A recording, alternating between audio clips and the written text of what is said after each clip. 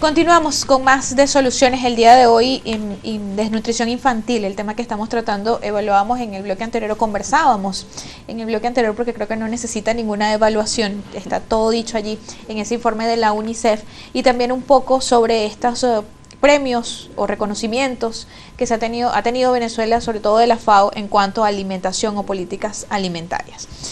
Es importante también destacar en este informe de la UNICEF las edades en las que pues habría mayor, o el índice de desnutrición sería mayor. Según, doctor, según su consulta, según la experiencia en la misma sociedad, ¿cuáles han visto o cuáles son esas edades que estarían en mayor riesgo de desnutrición? Sí.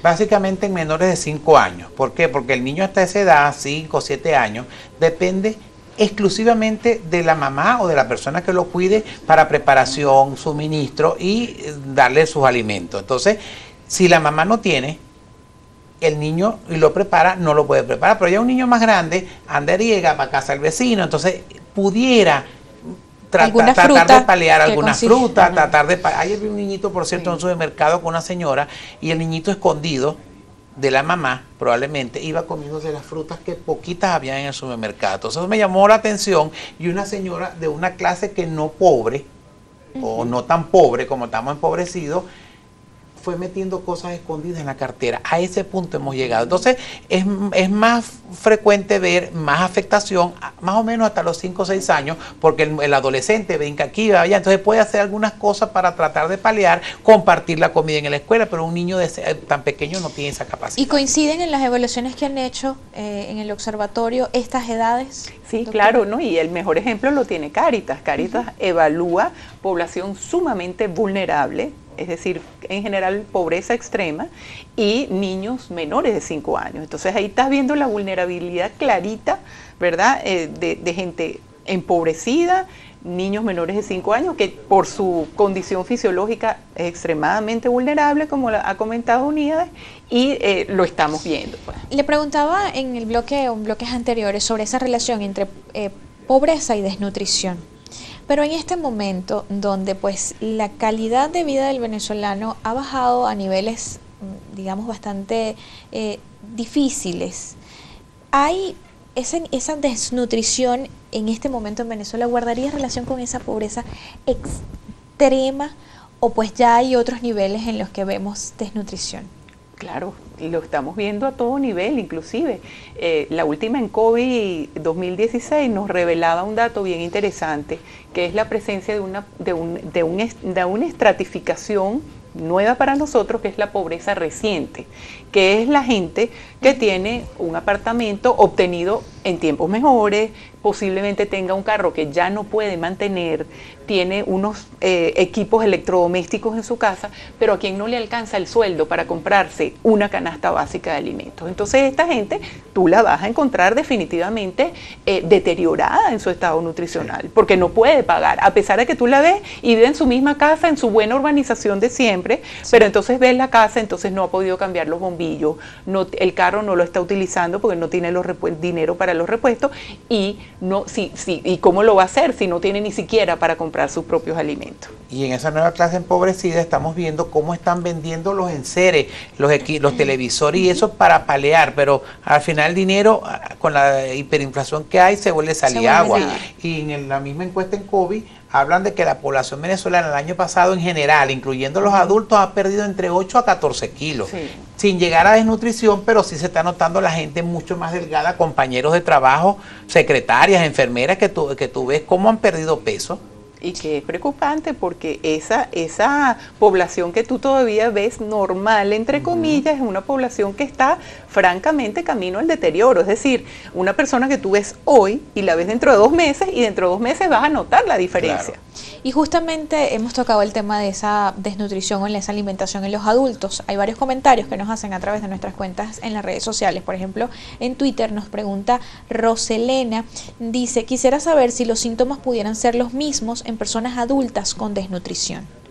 Sí, pueden ser, lo que pasa es que el adulto tiene otros mecanismos de compensación y tarda más que el niño porque tiene masa muscular acumulada a través de los años, el hígado está desarrollado, pero sí, si se deja evolucionar, terminan con las mismas características. ¿En cuánto tiempo puede aparecer esos síntomas o señales en los niños y en cuánto tiempo podría aparecer en los adultos? Evidentemente más rápido en los niños, unos 6 meses que tú no hagas corrección del problema nutricional, empieza el niño a presentar. El adulto puede tardar un poco de empezar a consumir masa muscular, me siento más delgado, hasta algunas mujeres y hombres dirán me veo mejor, pero lo que no están sabiendo es que en ese mejor que me veo porque perdí peso y la ropa vieja la puedo utilizar porque tampoco puedo comprar ropa nueva, me voy deteriorando progresivamente, tarda un poco más. Nos pregunta Edgar Neno Trejo, dice buenos días, entiendo que el programa está orientado hacia la población infantil, pero podría comentar algo sobre desnutrición adulta, porque estoy viendo mucha gente con pérdida de peso y talla, gracias. Sí, la talla no, porque ya el adulto llegó después de los 18, 20 años, no crece más.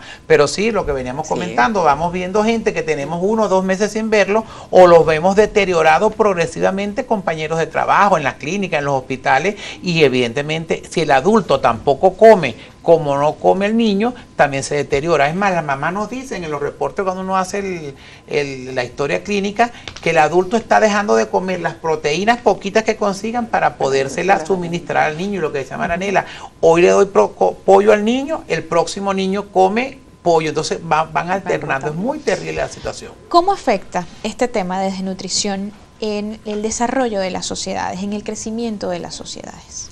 Bueno, fíjate, hay un trabajo interesantísimo que ha realizado inclusive el Banco Mundial y tiene un informe sobre talla baja y desarrollo del país. ¿Por qué? Porque la talla es un indicador del bienestar, del crecimiento de la población.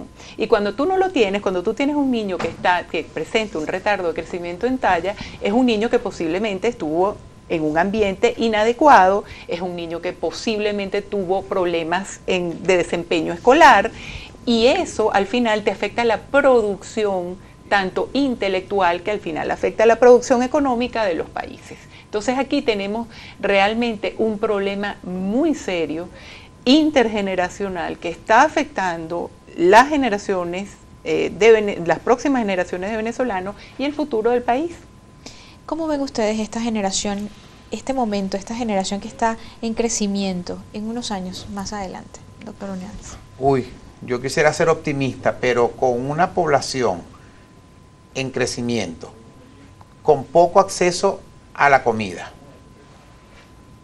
con una educación tergiversada en muchos aspectos, con un poder de decisión que no lo está tomando porque entonces todo está impuesto, el resultado evidentemente vamos a tener un futuro comprometido con una gente que va a estar acostumbrada a recibir órdenes sin ser militares, acostumbrada, ojo, hay que ser orden en la casa, los papás tienen una de eso, bien sentido de la palabra. Eso es disciplina. Exacto, eso es disciplina. Entonces gente que no va a tener una capacidad de decisión y lo peor, como le digo yo a las mamás cuando se preocupan un poco más de la cuenta por la talla de las niñas, sobre todo, le digo, no hay nada que unos tacones no eleven, el problema es que no puedes trabajar con eso con el cerebro. Si tú no hiciste el desarrollo intelectual, cognitivo, vas a ser un ser poco productivo a futuro y vas a ser un esclavo de un sistema que te va a estar tirando la limosna para tú poder seguir viviendo. ¿Les han llegado al observatorio denuncias en cuanto a ese rendimiento académico de los niños, doctora? Sí, y nosotros mismos lo hemos podido experimentar. Nosotros hace 1 año y medio más o menos hicimos un cuestionario para ser contestado por niños. Ahí entendimos que los niños no eran capaces de contestar las respuestas, no por nada mayor, no podían leer. Y recordemos, por ejemplo, que el proceso de lectoescritura tiene 2 fases, una donde tú aprendes a leer M, A, ma, mi, ma, me, mi, ma, ¿verdad? Y otro que es leer para aprender, donde tú estás leyendo y estás entendiendo lo que está. Ese proceso no estaba cumplido en este grupo de niños entre 3º y 5º grado de una escuela en una zona bien desprotegida de nuestra ciudad capital. Vamos a hacer una pausa acá en Soluciones, en la próxima parte, justamente con esas soluciones, con esas recomendaciones de parte de nuestros invitados el día de hoy. ¿Qué podemos hacer? ¿Cómo podemos ayudar a la sociedad con lo que tenemos en casa? ¿Cómo podemos evitar que nuestros niños lleguen a estos grados de desnutrición tan graves como lo ha reflejado este informe de la UNICEF. Vamos a hacer la pausa y ya regresamos.